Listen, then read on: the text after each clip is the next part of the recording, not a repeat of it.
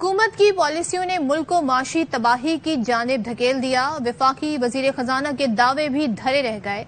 मुल्क पर दिवालिया होने का खतरा मंडलाने लगा। इस वक्त वफाकी हुकूमत के नजदीक मुल्क को दिवालिया होने से बचाना सबसे बड़ा चैलेंज बन गया है। 5 दिसंबर को पाकिस्तान ने $1 अरब से जायद के बॉन्ड्स की अदायगी करनी है। जराये का कहना है मुल्की ज़र मुबादला के ज़खायर 1.5 माह की दरामद से भी कम हो चुके हैं। बैंकों के पास पहले से हिदायत है कि 31 दिसंबर तक गैर जरूरी LC ना खोली जाए। तेल और LNG की दरामद मुतासर हो रही है। गैर मुल्की सरमायाकारी में 52% कमी हो चुकी है।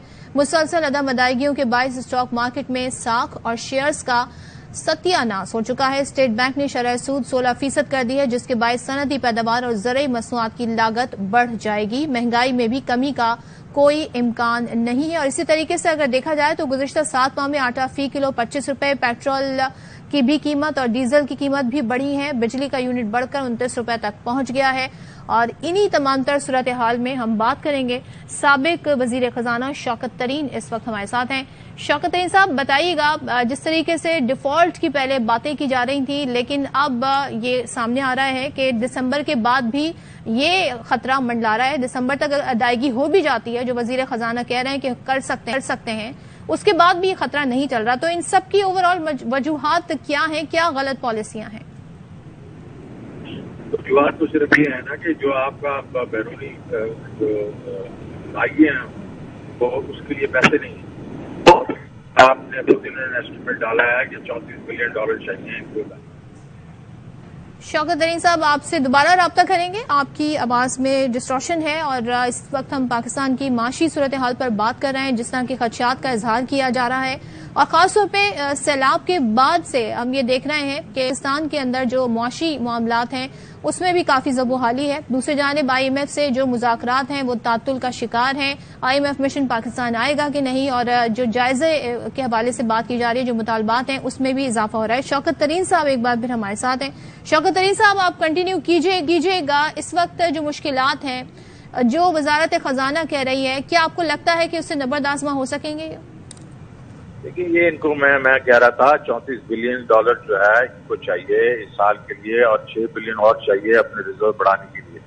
इस वक्त जो मैं कैलकुलेट किया है वो इनके पास जो इन्होंने रोल ओवर्स वगैरह जो लिए हैं चाइना से, सऊदी अरेबिया वगैरह से, और नेशनलिटी अगर आप IMF की ले लें और वर्ल्ड बैंक वगैरह की जो है, तो ये कुछ तकरीबन 18 से 20 बढ़ेगा टोटल। इनके पास 14 बिलियन जो है शॉर्ट है, और ये 14 बिलियन इन्होंने कहां से करना था? इन्होंने मार्केट से लेना है, बॉन्ड डालने थे, इन्होंने कमर्शियल बैंक से लेना था, और जो फॉरेन इन्वेस्टमेंट्स हैं वो सारी रुक गई हैं।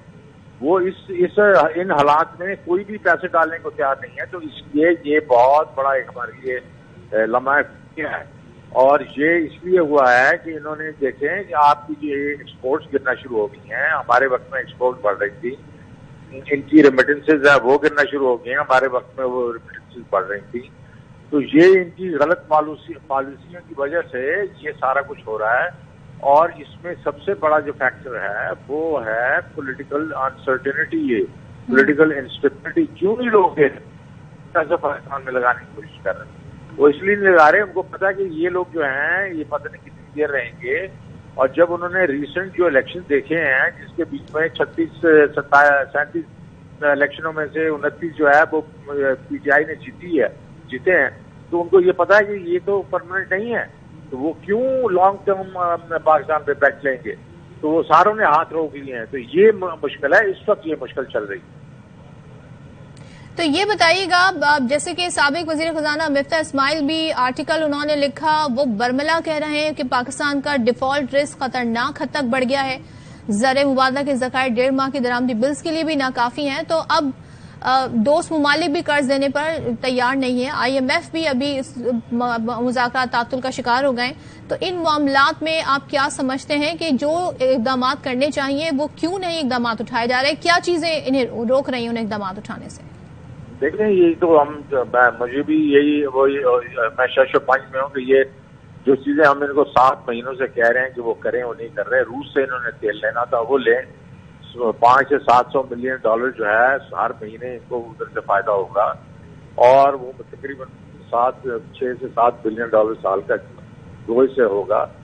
اس کے بعد ان کو چاہیے کہ یہ ڈیٹ ریسٹرکچرنگ میں جائیں، یہ ٹوٹل ڈیٹ ریسٹرکچرنگ میں جائیں اور کسی انٹرنیشنل فرم کو بیچ میں یہ امپلوائے کریں اور ان کو کہیں جناب سارا ڈیٹ جو ہے $99 بلین کا ہمارا ڈیٹ ہے اس وقت فارن کرنسی کا، وہ سارا کا سارا جو ہے اس کو ریسٹرکچر کریں.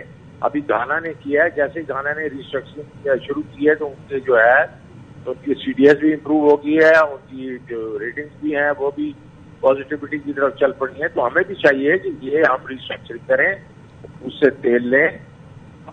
بعد ہم جو ایکسپورٹس گر رہی ہیں، ریمیٹنسز گر رہی ہیں، ان کے بارے میں ان کا کچھ سد بات کریں، کیونکہ یہ نہیں ہو سکتا کہ اگر آپ ایک طرف سے آپ ڈالر ڈالتے جائیں دوسری طرف سے نکلتا جائے. آپ ہوتے تو کچھ اور چیزیں بھی ضرور کرتے، لیکن میں یہ صرف یہ کہوں گا سب سے بڑا اس وقت پرابلم ہے وہ ہے پولیٹیکل انسرٹینٹی کا. یہ الیکشنز کال کریں، انٹرم گورنمنٹ آ جائے گی تو ہم سارے مل کے اس کو ہیلپ کر لیں گے. اور جو تخمینے کی بات کی جا رہی ہے، سیلاب سے متاثر ہونے کے بعد جو تخمینہ لگایا گیا ہے اور جو اس وقت ڈیمانڈ ہے اس کو کیسے میٹ کیا جائے، جو بائی لیٹرل کنٹریز جن سے تعلقات ہیں ہمارے وہ اس وقت ڈونرز اس طریقے سے آگے بڑھ کے سامنے نہیں آئے، تو ایک طرف ہمیں یہ نقصان کہ اس سے بھی نمٹنا ہے، آئی ایم ایف کی شرائط بھی پوری کرنی ہے. تو آپ کے خیال میں آئی ایم ایف مشن آئے گا اور کیا ایکسپیکٹڈ ہے کہ ان کے آنے کے بعد جو ہے معاملات ٹریک پر آ جائیں گے اس ساری صورتحال میں؟ بڑی سخت کنڈیشن انہوں نے ڈالی ہیں آپ پہ، اور وہ سب کنڈیشن جو ہیں اس کے بیچ میں انہوں نے آپ کو جو فسکل ڈیفیسٹ 4.6% کا کہا ہوا ہے اس کے لیے آپ کا جو ڈسکاؤنٹ ریٹ بڑھ گیا ہے تو یہ تو اور 800 سے 1,000 ارب روپیہ آپ کو اور کلیکٹ کرنا پڑے گا، ٹیکسز لگانے پڑیں گی. تو نہ 9 من تیل ہوتا ہے، نہ زیادہ کراچے کی، نہ وہ آپ یہ کر سکیں گے، نہ وہ آگے آپ پر اسٹارٹ کریں گے پھر سے. اور آپ کو انہوں نے ٹرک کی بتی کے پیچھے لگا دیا ہے کہ جناب ہاں ٹرک والے جو ہے پہلے اسٹیمیٹ کریں، ہم سارے اس پہ اگری کریں گے اور پھر اس میں سے آپ کو مدد دیں گے. تو یہ ساری چیزیں جو ہے نا وہ وہی ہیں کہ دیکھیں ان کے سامنے کھڑا ہونا پڑتا ہے. میں نے جب میرے ساتھ بھی انہوں نے یہ کافی سختی کرنے کی کوشش کی اور ہم لوگ کھڑے ہو گئے تھے، اور وہ جو ہمیں کنڈیشن تھی ان کو پھر ایک قسم سے جی. شوکت ترین صاحب سے ہم گفتگو کر رہے ہیں اور اس وقت تمام تر جو اقدامات اٹھائے جا رہے ہیں معاشی، ان اقدامات میں ایسے کیا پہلو ہونے چاہیے جس سے معاشی جو معاملات ہیں ان میں بہتری آ سکے. خاص طور پر جو ہم دیکھ رہے ہیں ماہرین کی جانب سے جو ڈیفالٹ کے رسک خطرناک حد تک جانے کا اشارہ کیا ہے، ساتھ ہی زر مبادلہ کے ذخائر بھی بڑھ گئے ہیں اور درآمدی ادائیگیوں کے لیے، بیرونی ادائیگیوں کے لیے اس وقت جو ہم دیکھ رہے ہیں وہ معاملات کافی مشکل دکھائی دے رہے ہیں، اس کے لیے پیسے نہیں ہیں.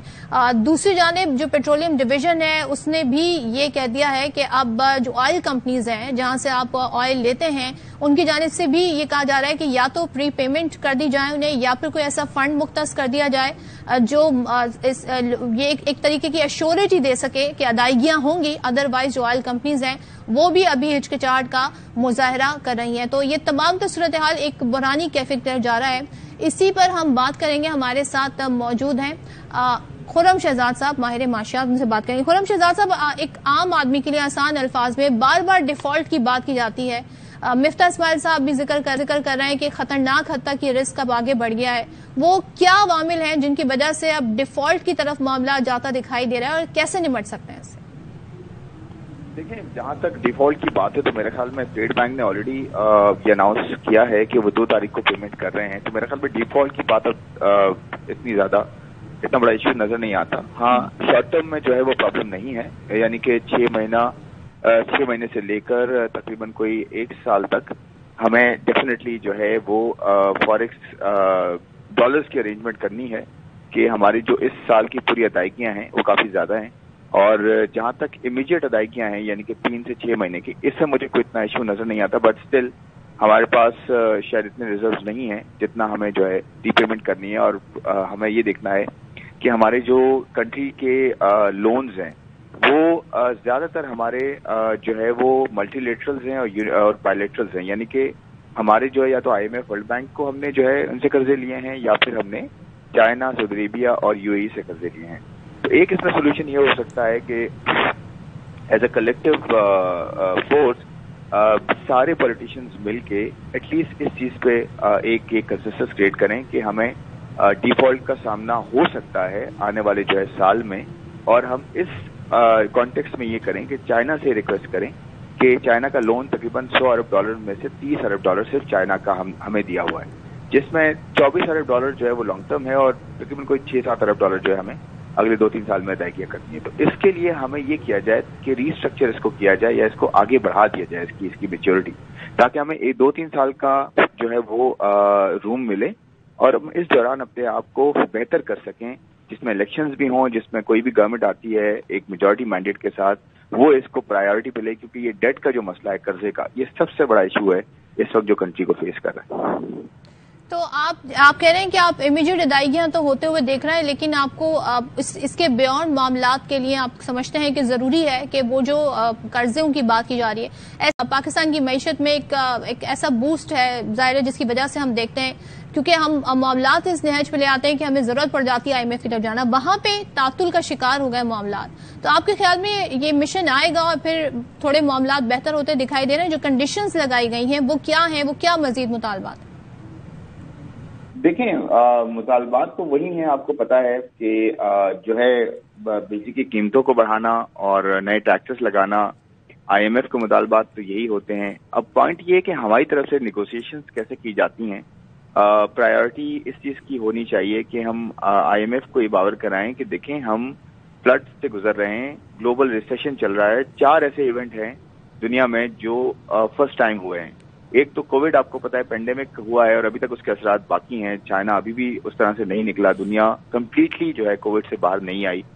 अल्हम्दुलिल्लाह हम आ गए, पिछली गवर्नमेंट ने बड़ा अच्छा हैंडल किया और अब हम जो है कोविड से एटलीस्ट बाहर है, हमारी इकोनॉमी चल रही है। दूसरा ये कि जो रशिया और यूक्रेन का जो वॉर का इशू हुआ है, जिसने तकरीबन 25 से 30% दुनिया की फूड और एनर्जी को जो है ना वो रोका है या फिर इनकी प्राइसेस को बहुत बढ़ाया है।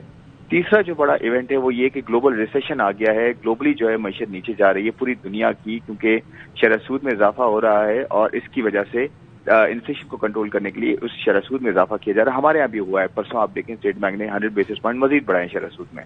चौथी जो बड़ी चीज है वो ये कि हमारे यहाँ फ्लड्स आ गए और फ्लड्स भी हिस्टोरिक है, यानी कि $30 से $40 बिलियन तक का एस्टिमेट आ रहा है लॉसेस का। अब देखिए ये 4 इवेंट जो हैं ये बहुत बड़े हैं, एक ऐसे पॉइंट पर होना जहां पे हम जो है पॉलिटिकली अपने आप को जो है इस वक्त ठीक नहीं कर पा रहे हैं या फिर हम स्टेबल नहीं है।